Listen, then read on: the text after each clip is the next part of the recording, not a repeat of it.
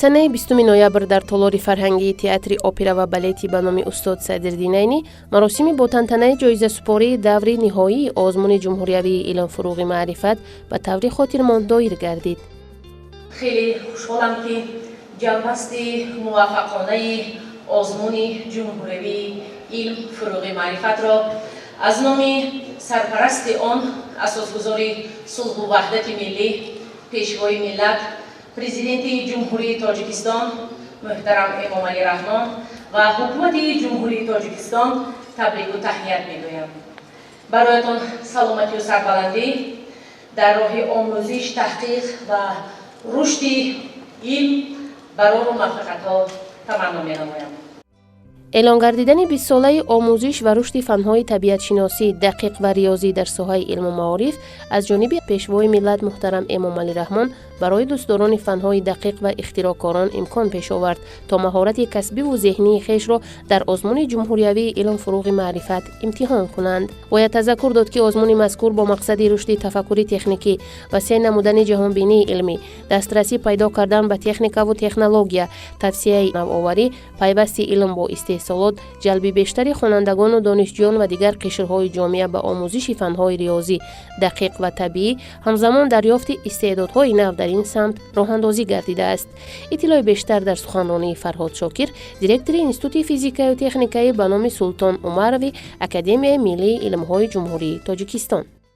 мо ҳамчун аъзои комиссияи ҷумҳуриявӣ ва ҳамчун яке аз ташкилкунандагони яъне ки чорабинҳои ин озмун бениҳоят қаноатманд ҳастем ки озмун санаҳои 17, 18, 19 ва 20 ноябр бениҳоят ба таври муваффақона баргузор гардид. ҳатто аз интизори зиёд мо яъне ки донишҳои бисёр мукаммали иштироккунандагонро дидем, бо онҳо бевосита мо ҳамсӯҳбат будем. ин рӯзҳое буданд ки аз субҳ то соатҳои ҳамин то нисфи шаб гӯем, яъне ки саволу ҷавоби шифоӣ баргузор мешуд, барои ин ки дар як номинатсия масалан зиёда аз 50 то 70 нафар иштирок карданд дар даври ниҳоӣ ва барои муайян кардани донишҳои онҳо бо онҳо мо ҳайати якамон яъне ки лозим буд ки ақаллан 20 дақиқа ё 30 дақиқа суҳбат кунанд, донишҳои онро яъне ки равшан намоянд. дар ин ҷо аҳамият дода шуд пеш аз ҳама ба шаффофият, адолат ва азбаски ин озмуни илмӣ аст, ба ҷиддияти илмӣ яъне ки аҳамият дода шуд. мо ҳатто яъне ки медонистем ки шарт нест ки масалан агар донишҳо кифоя набошанд, мо метавонистем ки ҷои якум ё дуюмро надиҳем. ҳамин хел яъне ки масъала гузорӣ шуда буд. вале ғайриинтизорӣ мо дидем ки чӣ хонандагони муассисоти таҳсилоти умумӣ, чӣ донишҷӯён бо як тайёрии бисёр мукаммал омаданд. бо баробари тасдиқ шудани низомнома ва дар худи низомнома низ гуфта шудааст, аз ҳисоби фонди захиравии президенти кишвар ба маблағи 2 миллиону 345 ҳазор сомонӣ барои ташкил кардани ин озмун ҷудо карда шудааст ки аз ин аҳамият диҳед қариб ҳамааш яъне ки 2 миллиону 145 ҳазор барои ҳавасманд гардондани ғолибон ва омӯзгорони онҳо равона шуда буд. ва бо баробари он мо бояд қайд намоем ки чӣ тавре ки дар низомнома қайд шудааст, даврҳои якум ва дуюм ва сеюм низ аз ҷониби муассисаҳои таълимӣ, муассисаҳои илмӣ, аз ҷониби ҳукумати шаҳру ноҳия, аз ҷониби ҳукумати вилоятҳо, яъне ки иштирокдорон ғолибон ба таври яъне ки то он қадре ки имкон доранд ҳавасманд мешуданд. ва дар ин ҷо мо бояд қайд намоем ки махсусан даври сеюми озмун ки дар яке аз онҳо дар пойтахти кишвар яъне ки баргузор гардид аз ҷониби ҳукумати шаҳри Душанбе, бевосита яъне ки ғолибон ва омӯзгорони онҳо қадрдонаи бисёр хуб шуданд ки ин аллакай дар даври сеюм яъне ки чунон таъсир кард ки бисёр иштироккунандагон ва омӯзгорон, волидайн бори дигар яъне ки ба худ ба онҳо равшан шуд ки ин озмун танҳо барои дастгирии илми тоҷик мебошад, барои тарбия кардани кадрҳои нави яъне ки халқи олими тоҷик мебошад.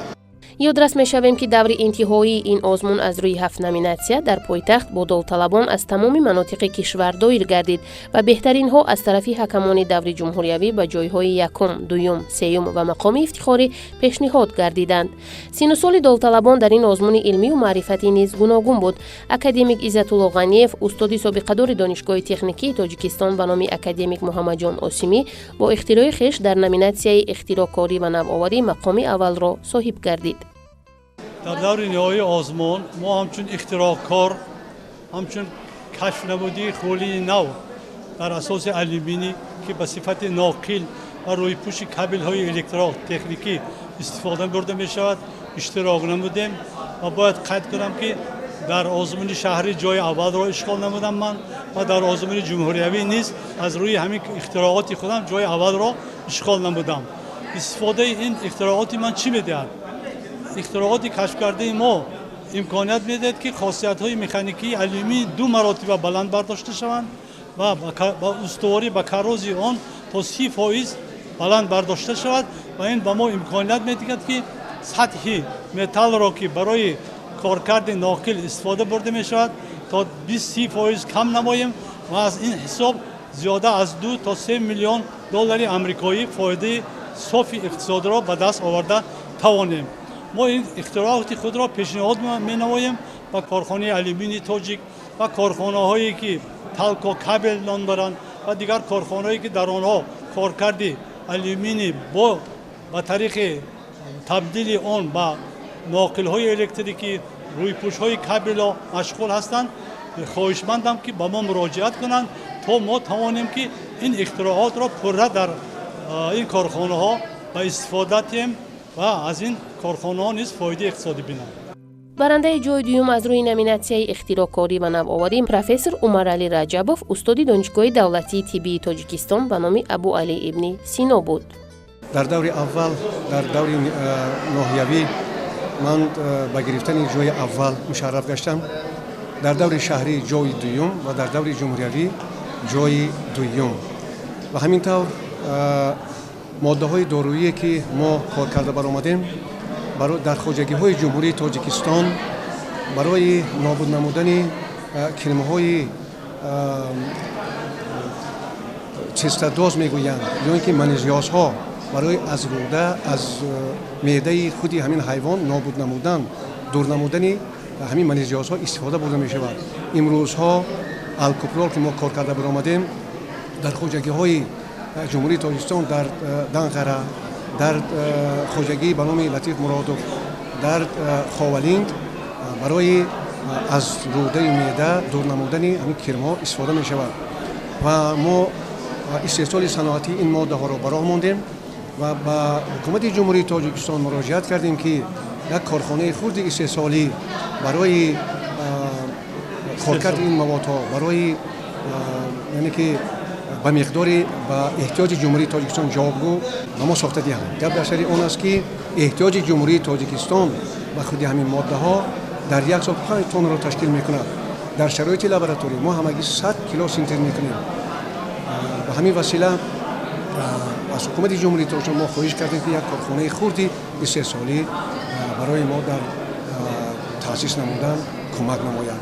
ва ман аз фурсат истифода бурда арзу сипоси миннатдории хешро ба ҳукумати ҷумҳурии Тоҷикистон мушаххасан ба сарвари маҳбуби муаззами миллат ва президенти кишварамон ба ҷаноби олӣ муҳтарам Эмомалӣ Раҳмон арзи сипоси миннатдорӣ мекунам, зеро ки барои пешрафти илм ҳусни таваҷҷӯҳи ҳамешагӣ зоҳир менамоянд ва дар оянда мо кӯшиш ба кар медиҳем ки моддаҳои нави доруиро ки сифатан тоза аст ва ба дарди мардум бархӯрда метавонад коркард намоем, дарёфт намоем ва ба ҳамин васила парчами илму маърифати тоҷику тоҷикистонiyonро дар арсаи ҷаҳонӣ баландтар бардорем ва илми ҷаҳонгири тоҷикро ба тамоми олам муаррифӣ намоем.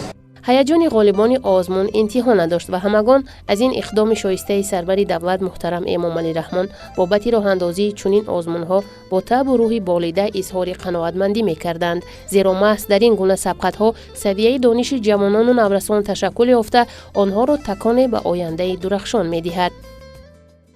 ман Садриддинов Нуриддин, донишҷӯи курси 4-уми донишгоҳи давлатии тиббии Тоҷикистон ба номи Абу Али ибни Сино.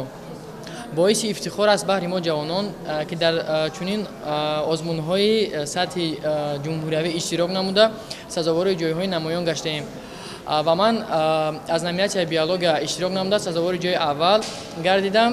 Рақобат баҳри донишҷӯён бениҳоят тезутун буд, чунки ҳама кӯшиш мекард ки сазовори ҷойи аввал гардад, вале сарфи назар аз ин гуна мушкилот ва рақобат ман ҷойи аввалро насиб гардидам. Нисбати мо ҳакамон нуқтасанд буданд ва бениҳоят холгузорӣ ва баҳогузории дуруст ва аниқро пешниҳод карданд ва бениҳоят шаффоф гузашт ва мо хурсанд ҳастем ва таманниё дорем ки дар сартосари ҷумҳурӣ чунин озмунҳои сатҳи ҷумҳуриявӣ бисёртар баргузор гарданд ва барои мо ҷавонон моро водор созад ки дар чунин озмунҳо иштирок намуда илм рӯ ба илму маърифат гузорем ва дар соҳаи илму маърифат дар ватани азизи худ саҳмгузор бошем.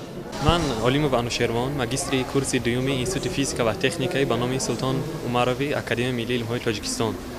дар ин озмун иштирок карда дар даври ҷумҳуриявиаш ҷои дуюмро ишғол кардам ва аз ин ман хеле шод ҳастам. албатта кӯшиш мекардем ки ҷои аввалро ишғол кунем, лекин ҳамин қашам ки мо ба ин ҷо расидем бисёр хушбахтӣ аст. мо бисёр ташаккур мегӯем ба масъулоне ки чунин озмунҳоро, чунин барномаҳоро ташкил мекунанд, ки ба ҷавонон, ба хонандагон бисёр озмуни таҳлили дониш аст ва мо бисёр имкониятҳоро медиҳад, ки мо худро дар арсаи аввал ҷумҳуриявӣ ва баъд дар арсаи ҷаҳонӣ нишон диҳем ва кӯшиш кунем ки кишвари худамро як қадам ҳам бошад ба пеш барем. ба устодоне ки ба мо кӯмак карданд, ки мо ба ин дараҷа ба ин зинаҳо расем, мо албатта аз устодонамон ташаккур мегӯем, ки бо мо таи 4 сол ё ки 5 сол бо мо дарс гузаштан, кӯмак кардан ба мо ва кӯшиш мекунем ки дар оянда як шахсе ки бошем, ки кишварамонро дар ҷаҳон намояндагӣ кунад ва кишварамонро муаррифӣ кунад. ман ҷобири Қурбоналӣ, донишҷӯи курси панҷуми донишгоҳи давлатии тиббии Хатлон, иштирокчии даври ҷумҳуриявии озмуни илм фуруғи маърифат аз номинатсияи физика ва астрономия мебошам. чихеле ки ба ҳамагон маълум аст, солҳои 2020 ва 2040 солҳои фанҳои дақиқ, табиӣ ва риёзӣ аз тарафи сарвари давлат эълон шуд, ки ин ба пешрафти зеҳнии донишҷӯён, хонандагон ва тамоми қишри ҷомеа таъсири худро мерасонад ва мо донишҷӯён кӯшиш мекунем ки дар соҳа ин сиёсати давлатро дастгирӣ намоем ва дар солҳои оянда боз аз инда дастовардҳои назаррасро ноил гардем. бояд гуфт ки бештари ғолибони ин давро донишҷӯёни мактабҳои олии кишвар аз минтақаҳои гуногуни мамлакат ташкил додаанд ва бештари онҳо айни замон дар риштаи магистратура таҳсили худро идома медиҳанд. ман Саймақсуди Ҳаёт, донишҷӯи бахши сеюми факултаи химия, биология ва географияи донишгоҳи давлатии Кӯлоб мебошам. ман дар озмуни илм фуруғи маърифат, ки он аз 7 номинатсия иборат буд, аз номинатсияи география иштирок карда ва сазовори ҷои аввалро ноил гардидам. ман миннатдории беандозаи худро ба асосгузори сулҳу ваҳдати миллӣ, пешвои миллат муҳтарам Эмомалӣ Раҳмон мерасонам, ки барои мо ҷавонон чунин озмунро ташкил карда, чунки мо ба корҳои илмӣ машғул шавему ва вақти худро бо корҳои беҳуда сарф накунем. ман имрӯз хушбахтам, ки дар қатори беҳтаринҳо сазовори ҷои аввал гардидам. ман Дӯстов Ҷинайдулло Нарзуллоевич, магистранти соли дуюми донишгоҳи давлатии омӯзгории Тоҷикистон ба номи Садриддин Айнӣ. ман дар номинатсияи биология иштирок карда сазовори ҷои дуюм гардидам. имрӯз мо дар даври ҷамъбастии озмуни ҷумҳуриявӣ илм фуруғи маърифат қарор дорем. сазовори диплом ва тӯҳфаҳо гаштем, аз ин хеле хурсандам ҳастем. тибқи дастури ҳидоятҳои пешвои миллат, асосгузори сулҳу ваҳдати миллӣ, ҳар сол аз ин сол оғоз шуда озмуни ҷумҳуриявӣ илм фуруғи маърифат баргузор мегардад. хушбахтона мо иштирокчиёни соли аввал ва ғолибони соли аввали озмун мебошем ва ҷавобан ба ин ғамхориҳои ва дастгириҳои محترم پیشوای ملت حکومت جمهوری تاجیکستان و رئیس شهر دوشنبه ما جهد میکنیم جدوجهد میکنیم که علم و معارف رو در تاجیکستان به پیش ببریم. من سلیموف عبدالرؤف خورشیدویچ دانشجوی سال چهارم فاکولتت بیولوژی دانشگاه ملی تاجیکستان میباشم. من در این آزمون از روی نامیناسیای بیولوژی اشتراک نموده غالبیت را به دست آوردم. پیش از همه میnnadاری صمیمی خود را به تشکیل کنندگان این آزمون اساسگذار صلح و وحدت ملی پیشوای معظم ملت رسانیدنی هستم که این گونه آزمون ها بهر رشد تفکر ذهنی و انکشاف معنوی ما مساعدت می‌نماید. وعده می‌دهیم که یکی از شهروندان سزاوار و به خلق وطن عزیز خود صادقانه خدمت نمایید. مطابق امروز سپارش‌های پرزیدنت مملکت محترم امامعلی رحمان با آموزگاران و والدان غالبان آزمون مکافات‌های پیش‌بینی شده تقدیم گردید. این دستگیری‌ها از غمخوری‌های حکومت تاجیکستان جهت رو آوردن جوانان و نورسان و قشرهای گوناگون جامعه به آموزش کسب و هنر است تا هر کدام روزگاری نکویی داشته باشند. من نایبова Нигора Замировна, магистранти соли якуми донишгоҳи давлатии омӯзгории Тоҷикистон ба номи Садриддин Айнӣ мебошам. Хушҳол ҳастам аз оне ки дар ин озмун иштирок варзида дар байни тамоми ҷумҳурӣ сазовори ҷои дуюм гаштам. Аз номинатсияи химия иштирок кардам ва дар байни донишҷӯён сазовори ҷои дуюм гаштам.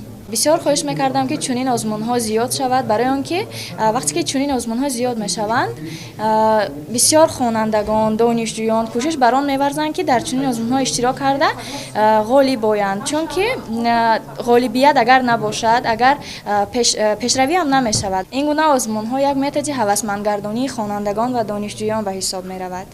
خوانندگان مکتب‌های تحصیلاتی میانه عمومی نیز در این آزمون سطح جمهوریوی مهارت ذهنی خود را از روی فن‌های دقیق و اختراع‌کاری در شکل عالی نشان داده مقام‌های افتخاری را صاحب گردیدند. اکنون آنها با باوری عمیق و انتخاب درست کسب آینده خود را انتخاب نموده و دانشگاه‌های عالی مملکت به دودیلگی حجت می‌سپارند. من شریفه اناهیتا خواننده صنف 11 مؤسسه تحصیلاتی میانه عمومی رقم 29 ناحیه شامنصور شهر دوشنبه میباشم. در آزمون جمهوریوی علم فروغ معرفت از روی نامیناسیای فیزیکا و استرونومی اشتراک نمودم. آزمون جمهوریوی علم فروغ معرفت تحت سرپرستی پرزیدنت جمهوری تاجیکستان با مقصد عملی‌سازی 20 ساله آموزش و رشد فن‌های طبیعت‌شناسی دقیق و ریاضی در ساحه علم و معارف همه ساله برگزار کرده می‌شود و این آزمون با مقصد رشد تفکر تکنیکی، دستگیری اختراعکاران و نوآوران و پیوست علم با استحصالات در میان دانشجویان، خوانندگان مؤسسه تحصیلاتی میانه عمومی و دیگر قشرهای جامعه برگزار گردانیده شد و پیش از همه میnnadاری خود را با حکومت جمهوری تاجیکستان با پرزیدنت جمهوری تاجیکستان میرسانیم که چنین آزمون‌ها را با ما پیشنهاد می‌نمایند و ما نیز کوشش میکنیم که در چنین آزمون‌ها بسیارتر اشتراک نماییم. ما خوشبخت‌ترین نسل نورس کشور هستیم که در قطار دیگران با چنین دستاوردها سزاوار گشتیم. قربان فرخ‌علی خواننده صنف 11 مکتب تحصیلات میانه نزد سرریاست معارف شهر دوشنبه هستم. خوشبختانه در دور چهارم آزمون جمهوریوی علم فروغ معرفت در نامیناسیای متماتیک اشتراک نموده سزاوار جای دوم گشتم. ما خوانندگان کشور خیلی خوشبخت از آن هستیم که محترم جناب عالی با ما چنین غمخوری زیاد می‌نمایند و چنین توجه خاص دارند. برای ما چنین آزمون‌های سطح بلند را برگزار می‌نمایند. رقابت خیلی هم مشکل بود چون که از هر یک ولایت، هر یک شهر جمهوری تاجیکستان بهترین خوانندگان که در دورهای قبلی یعنی دورهای سیوم اشتراک نموده سازوار جایهای نمایان و افتخاری گشتند شرکت ورزیدند و من نیز و من در دور سیومی آزمون علم فروغ معرفت در نامیناسی متماتیک اشتراک نموده سازوار جای یکم گشتم و باز اینک در دور جمهوریوی اشتراک نموده دور نهایی سازوار جای دوم گشتم. شرکت در این آزمون فعالیت ما را دوچند می‌گرداند و سویه دانش ما را بالا می‌بردند. از لحظه مناسب استفاده برده میnnadاری خود را با اساسگذار صلح و وحدت ملی پرزیدنت کشور پیشوای ملت محترم امامعلی رحمان میرسانم و با باوری آنها سزاوار بوده میخوام در آینده یک متخصصی سطحی بلند شوند. من شاکر و لیلا خواننده صنف دهی مؤسسه تحصیلات میانه عمومی رقم 69 شاه منصور میباشم. من در دوره چهارم آزمون علم فروغ معرفت که این دوره جمهوری آن بود توانستم که در بین همدوستان یا اینکه هم رقیبان خود از تمام مناطق کشور جمع آمده بودند توانستم که رقابت ذهنی نموده در میان آنها جای دوم را سزاوار گردند و خوشحال از آن میباشم که من در این آزمون اشتراک نموده باز هم سواد خود را از این زیاد نمودم و سزاوار جای دوم گشتم و مینداری خش را به اساسگذار صلح و وحدت ملی پیشوای ملت محترم امام علی رحمان میرسانم که برای ما جوانان چنین شرایط های خوب را فراهم آوردند و ما میتوانیم باز هم در این آزمون ها اشتراک نموده شوق و هوس خود را زیاد نموده با همین وسیله سوادناکی خود را نیز در جامعه میتوانیم بلند برداریم. این آزمون تکان میدهد که ما باز جدی‌تر آموزیم و کسب‌های درست را انتخاب نماییم و در آینده یک شخص سزاوار برای ملت شده به وطن خویش خدمت رسانیم. همین طریق ما اهل ایجاد با شادی و خرسندی غالبان دوره جمهوریوی آزمون جمهوریوی علم فروغ معرفت شریک گشتیم و اهل صنعت با برنامه جالب کنسرتی تعبی اهل تالار را باریده ساختند. والدان آموزگاران با خوشنودی هر یک غالب را در آغوش می گرفتند که این لحظه هر یک بیننده را احساسی تکرار نشونده اهدا می نماید.